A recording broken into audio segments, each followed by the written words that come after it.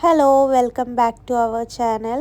ഇന്ന് അർമേനിയയിലെ third day ആണ്. നമ്മളൊരു വൈൻ യാർഡിലേക്കാണ് പോകുന്നത്. അപ്പോൾ അർമേനിയയിലെ ഏറ്റവും വലിയ വൈൻ ഫാക്ടറിയിലേക്കാണ് നമ്മൾ പോകുന്നത്. അർമീനിയ വൈൻ ഫാക്ടറിയിലേക്കാണ് ഇന്നത്തെ യാത്ര.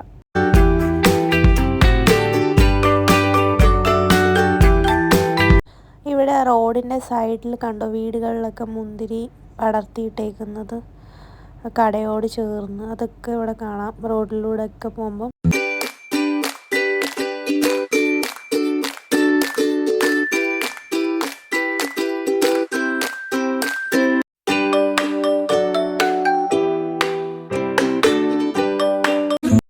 നമ്മളിപ്പം വൈൻ യാർഡിലേക്കാണ് പോകുന്നത്. അതിലേക്കുള്ള വഴിയിലോട്ട് കേറിയിട്ടുണ്ട്.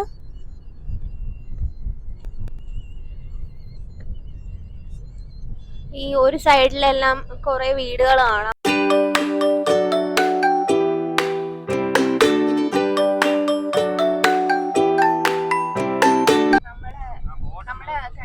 സെർബിയയിൽ പോയപ്പോ തൊട്ട് നമ്മുടെ ഒരു ആഗ്രഹമാണ് വൈൻ ആൻഡ് വൈൻയാർഡ്സ് പോകണമെന്നുള്ളത്. അത് ഇപ്പോഴാണ് നമുക്ക് സാധിക്കാൻ പറ്റിയത്. ഈ സൈഡ് ഫുള്ള് മറ്റേ ചെറിയാണെന്ന് തോന്നുന്നു, കൃഷി കണ്ടോ.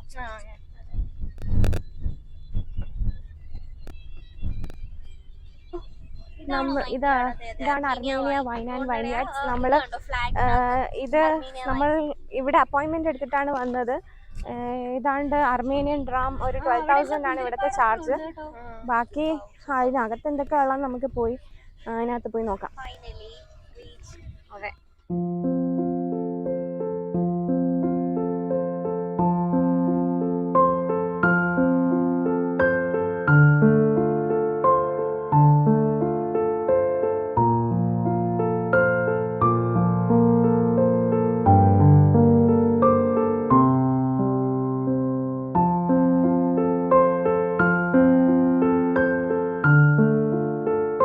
ടിക്കറ്റ് വേണം എന്ന് തോന്നുന്നു. ടിക്കറ്റ് വേണമെന്ന് തോന്നുന്നു.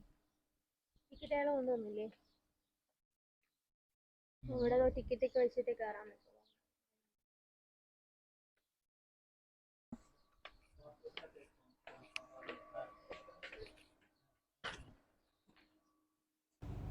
അപ്പം നമുക്ക് അകത്തോട്ട് പോയി നോക്കാം.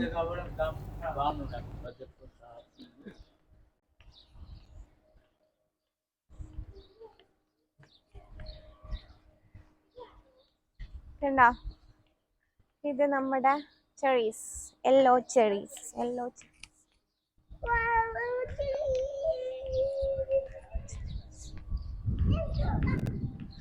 നമുക്ക് വൈൻ യാർഡ്സിലോട്ട് പോവാം. ഇതൊക്കെ എനിക്ക് തോന്നുന്നു അത് മെഷീനാണെന്ന് തോന്നുന്നില്ല.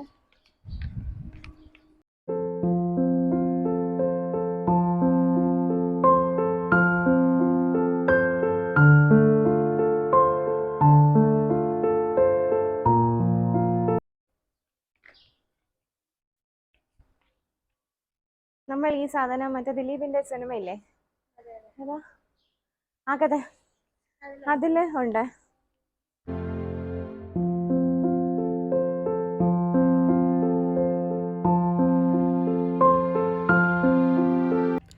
അപ്പോൾ എന്തായാലും നമുക്ക് അകത്തോട്ട് പോയി നോക്കാം എന്തൊക്കെയാണ് ഇവിടെ ഉള്ളതെന്ന്. ഗൈഡ് വരാൻ കുറച്ച് ടൈം എടുക്കുമെന്ന് തോന്നുന്നു.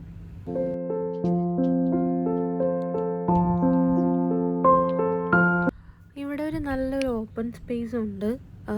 സൈഡിലായിട്ട് കഫേയൊക്കെ ഉണ്ട്, നമുക്കിരിക്കാനൊക്കെ ആയിട്ട്. നല്ല രസമുണ്ട് കാണാനായിട്ട്. നമ്മൾ എങ്ങോട്ടാ പോകുന്നതെന്ന് അറിയില്ല. വൈൻ കുടിക്കാനാണോ കൊണ്ടുവന്നത്?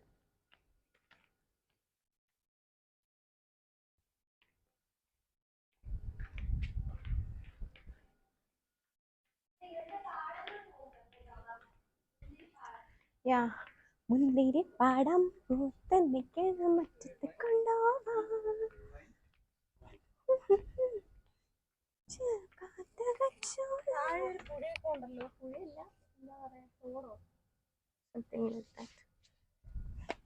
മുന്തിരി പാടം പൂത്ത് നിൽക്കണം മുറ്റത്ത് കൊണ്ടുപോവാം. നോക്കൂ,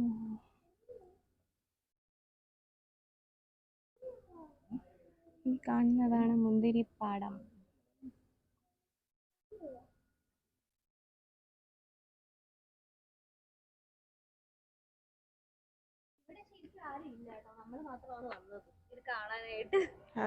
അതുകൊണ്ട് തന്നെ ഇവരകത്തുനിന്നൊക്കെ ആൾക്കാരെ വിളിച്ചോണ്ട് വരുവാണ്. ഇതൊക്കെ വൈൻ കെപ്റ്റ് ചെയ്യുന്ന സാധനങ്ങളാണ്. ഇതൊക്കെ വൈൻ കീപ്പ് ചെയ്യുന്ന സാധനങ്ങളാണ്.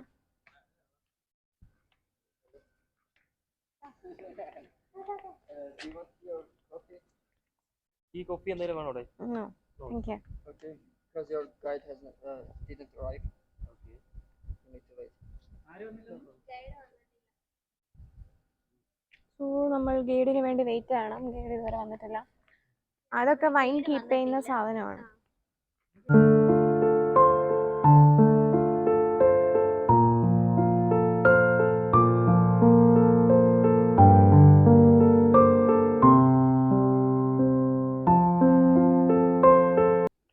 നമ്മുടെ ഗൈഡിന് വേണ്ടി വെയിറ്റ് ചെയ്യാണ്. എങ്കിൽ മാത്രമേ നമുക്ക് അകത്തോട്ട് എൻ്റർ ചെയ്യാൻ പറ്റുള്ളൂ. സോ അതുവരെ ഇവിടെയൊക്കെ കറങ്ങി നടക്കാമെന്ന് വിചാരിച്ചു.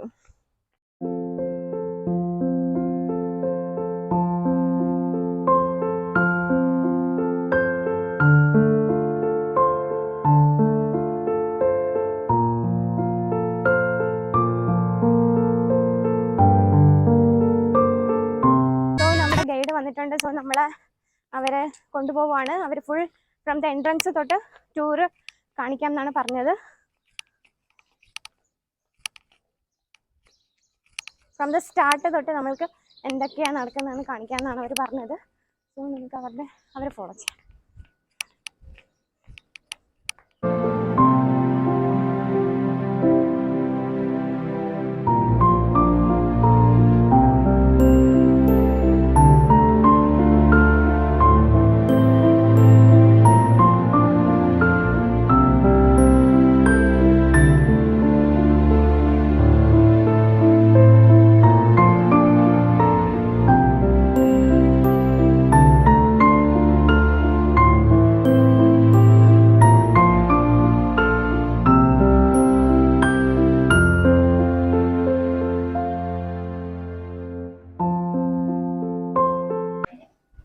എന്താ? Okay. Guests, hello once again. Welcome to Armenian Wine Company. My name is Areni. I am your tour guide. We are going to have a very interesting excursion in our winery. We will immerse into the wine and brandy production, starting from the harvest to the bottling. After that, we are going to visit the Wine History Museum of Armenia, and in the end, we are going to have a wine degustation. I will start the tour from the history of our company. Okay. Armenian Wine is a family-owned business. It's a family company.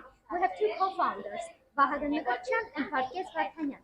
They have created our company by the big love for our country, its history, its winemaking traditions, and with a strong belief that they can make better future. The very first vineyards of our company were planted in 2006. 2 years later, we started the construction of the whole factory. In 2009, we organized the very first grape reception, and a year later, we appeared in the local market with ready products.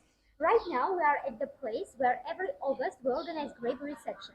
Grape grows in our vineyards, but we also closely cooperate with farmers. Before grapes arrive at this part, we take samples near the gates and do analysis. If the laboratory proves that the grape is of high quality, only after that grape comes here to the accepting hoppers. It is put inside the accepting hopper, then it goes inside the productive unit to turn into wine. For premium and super premium wines, the grape reception happens a little bit differently. Grape arrives in special refrigerated cars, in special boxes, so that during the wait the juice is not separated, the berries are not smashed, and instead of this accepting hopper, we put the grapes on the sorting table. On the other side of the table, ladies stand. Our colleagues will manually pick the most beautiful and healthy grapes that will go inside the productive unit to turn into wine. Now let's go to the wine productive unit, to the heart of our company, to the place where grapes turn into wine. Please. Wine productive units. ഇതാണ് wine productive unit.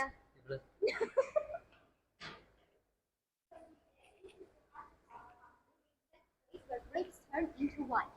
First, we accept grapes there at the accepting hoppers sorting table. Then they come to this part. Here you see 3 machines and the 4th one. They are called decimal crushers. Grapes go through the decimal crushers and the berries are separated from the skins.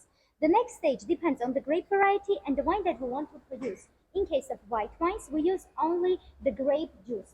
First of all, the berries are put into that machine, which is called Buscher inertis membrane press machine. This is a press machine, and it works in the atmosphere of inert gas. The berries are smashed, the juice is separated from the skins and the seeds. And this is being done very gently so that the seeds are not damaged. Because if the seeds will be damaged, this will give bitterness to the wine, which is a defect. So in case of white wines, we use only the grape juice, which is moved to the fermentation tanks for fermentation. For red wines, we use red grape varieties. But the juice of all of the grape varieties almost is colorless. It has no shade at all. And the red color that we get in red wines, we get from the skins. Because right in the skins, the color pigmentation is concentrated. So in case of red wines, we put the whole berries into the fermentation tanks and the process starts. At this unit, we also produce rosé wines, which are very popular all over the world. Now I have a question for you. What do you think? From what kind of grape varieties we produce rosés and which method we use? If in case of whites, we use grape juice. In case of reds, we do the fermentation with the skins on. In case of rosés, what we do? White, green one. Actually, a lot of people think that rosés are produced by mixing the whites and the reds. But it's not working this way. We are producing rosés from red grape varieties. But there is Without a the difference. With the skin, but for a short period of time. We smash the berries in the machine and then leave it this way for several hours. This process is called maceration. This is the contact of the skin and the juice. It lasts for several hours, and our winemaker, our oenologist, controls the whole process. When the color is already given, he controls it. At the moment when he has the needed rosé color, he stops the process, he removes the skins and the seeds, and the nice rosé colored wine material continues fermentation without the skins. If we leave for a longer time, we will get more intense color. If you don't do contact with the skin, you will have no color. So to get rosé, you need to leave for several hours that way. Of course, all of this cannot be called wine, because to turn into wine, wine material goes through a long path. After fermentation, we have several processes of filtration, stabilization, and wine goes for bottling if this is a young wine. If this is an aged wine, we are taking to the cellars and we are aging them in oak barrels. If you have questions, I'm ready to answer. If no, we can continue already outside this unit because there is a lot of beautiful things to see yet. Let's go. Let's go.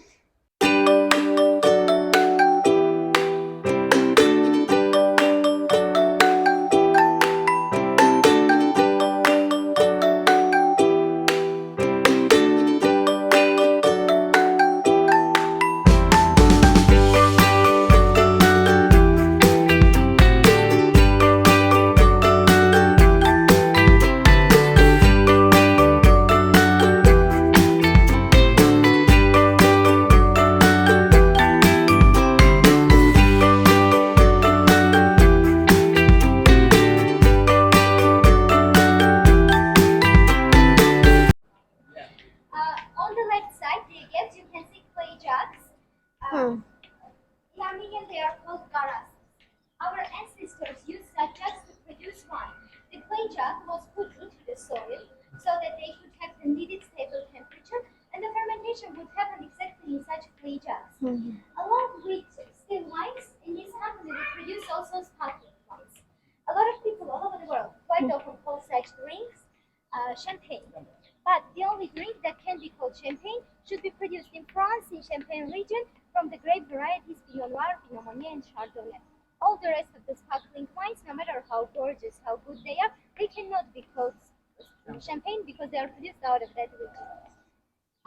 This is the administrative building of our company, this one. On the third floor, we have our own laboratory, which examines all the processes in all the units. Usually from here, there is a gorgeous view to Mount Ararat. But Mount Ararat is a mount of mud, and quite often it's hiding behind the fog.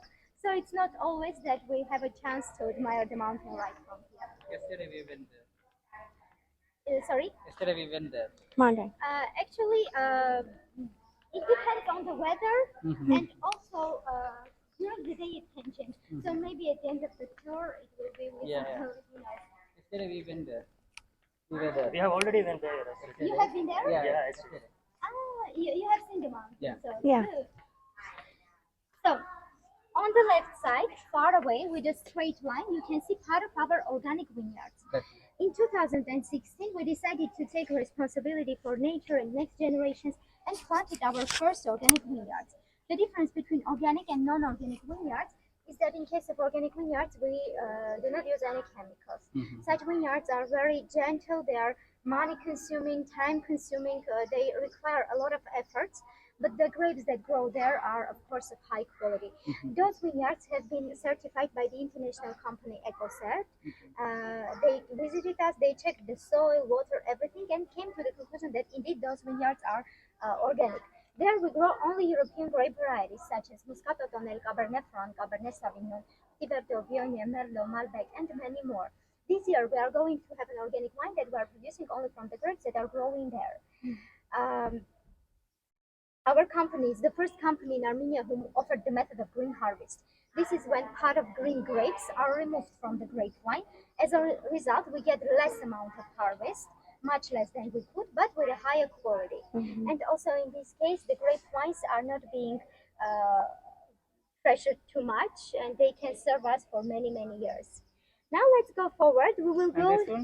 These ones are small ones that belong to farmers. Okay. They are not ours. Ours are there. You can see they are beautiful with a straight line. Yes. These are also wine. Here we have grapes, and also you can see some trees as well. So yeah, but those ones are just grapes. But here there are also some small trees. Okay. So now we will go to the Brandy distillation unit. I want you to pay attention to the logo of our company. On the left side, you can see it, yes. It's two eagles, two heads, one body, symbolizes the two co-founders of our company.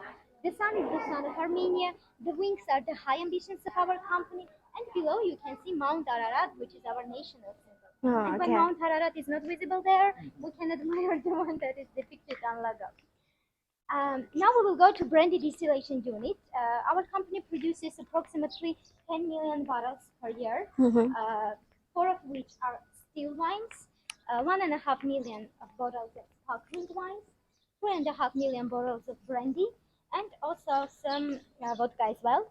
But we put the stress right on wine and brandy because wine and brandy are closely connected to our history and also our culture. Not so long ago, in our territory, we have opened the Wine History Museum of Armenia.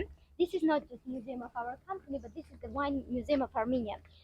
On the right side, the white building that you see is the entrance to the museum. The main exhibition hall is cut on the ground, yes, with a depth of 8 meters. We will go there very soon.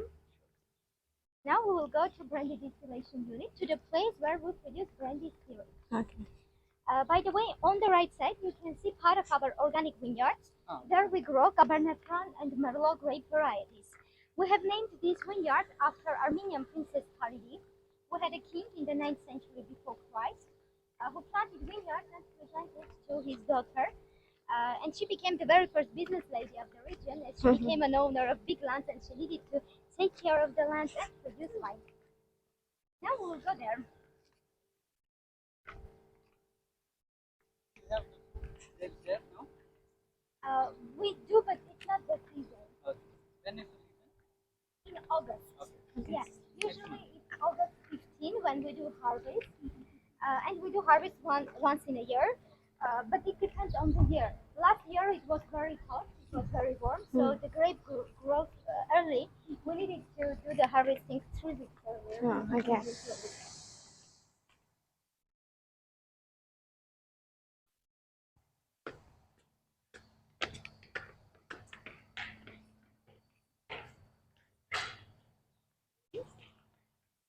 Welcome.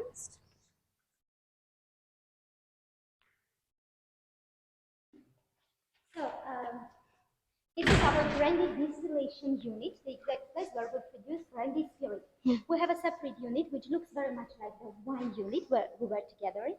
And there, every August, we organize grape reception of Armenian grape variety Kangun. This is a white grape variety. We are making white wine with the strength of alcohol from 11 to 13%. After that, this white wine comes to this unit to go through 2 distillation processes. The efforts that you see here, these 4, are Charentic distillatory efforts. We have brought them from France, from Cognac region. And the brandy spirit that we produce here, we produce by the same methods and recipes that they do in France. These are the production of Amos Chalvignac company. Now let's come here and I will explain all the process of distillation process. Okay. So the wine material, the wine, comes to this part. After that, it goes through this tube here. It's being heated, as a result of which we get steam, which goes through this tube and comes to this part, which is the fridge. It is filled with cold water. And when the steam goes through the atmosphere of cold water, we are getting spirit. When we do this one time, we make 30% alcohol containing colorless liquid. Then this same liquid we put into this part again, and it goes through the same process once again. As a result of second distillation, we get 70% alcohol containing colorless liquid, which French people call the liquid of life, eau de vie. And this liquid of life we take to our aging cellars, and we are keeping them in oak barrels. Cognac or brandy takes its color, taste, aromas, everything right from the wood, from the oak barrel. The younger cognac is, the more fresh aromas you can feel there. For example, if cognac is 3-year old, there you can feel floral, fruity aromas. That's why 3-year-old cognac is very easy to drink, it's light. And aged cognacs with the aging of 10, 15, 20 years, they are much more heavier, and there you can feel the aromas of coffee, chocolate, cinnamon that come from the wood already. But of course, no one is adding those ingredients into the barrels. This is the phenomenon of the drink, and those aromas appear there due to the contact of brandy spirit and oak barrel. Now let's go close to this table. 70% about which I was telling, we do not get immediately. The spirit that we produce, we separate into 3 parts. First, it's head fraction, then it's heart fraction, and the tail fraction. In case of head fraction, we have 78% of alcohol.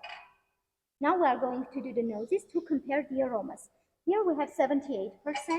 This part is not used for brandy production.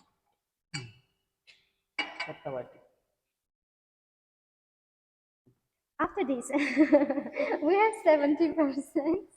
This is the heart fraction, the exact part that we are taking to aging cellars.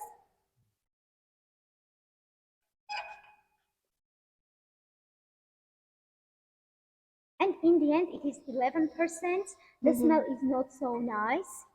Yes, 11% of alcohol and oily components. This part is tail fraction, but it's not also used, maybe for some technical uses only.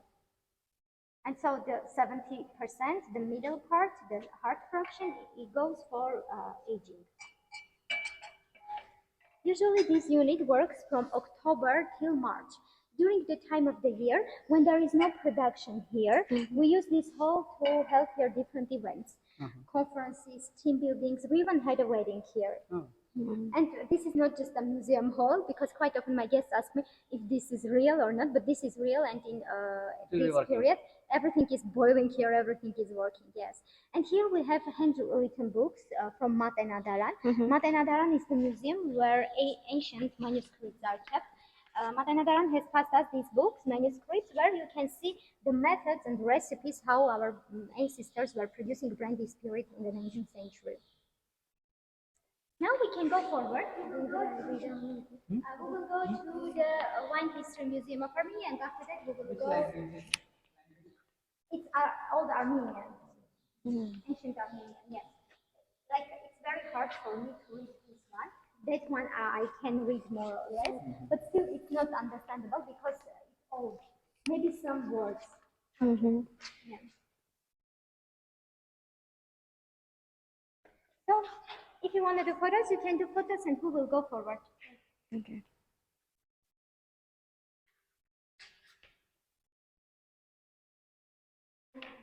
Difference. The grapes. Actually, you can produce spirit out of anything, but please, for brandy, we use only grapes. Like there are companies who may use the skins, the seeds, the steams, but for us, no, we use just the grape. Yes, because the aromas of grape also refer to the spirit. What is the name of this brandy? Actually, we have 2 lines, Grand Yerevan and Oran, but those brandies are not represented in the local market yet, because to be able to compete in Armenia, you need to have at least 10-year-old cognac. Our company is very young, but we are very fair with our customers. So you import? We Export? export, yes, to several countries, and for now we have 3, 5, 7-year-old cognac, but our 10-year-old cognac is ready, and very soon we will appear in the local market with the 10-year-old brandy as well. It is going to be an ultra premium brandy, and the name is going to be V and M. These are the initials of the family names of the co-founders. Yeah. Now we will go to the Wine History Museum of Armenia, dear guests. We will enter this white building, and to get to the main exhibition hall, we will go through a mystic tunnel. അപ്പോൾ നമ്മളുടെ ഈ ഒരു episode ഇവിടെ കഴിയുന്നു. Please wait for the next amazing video. Thanks for watching. By.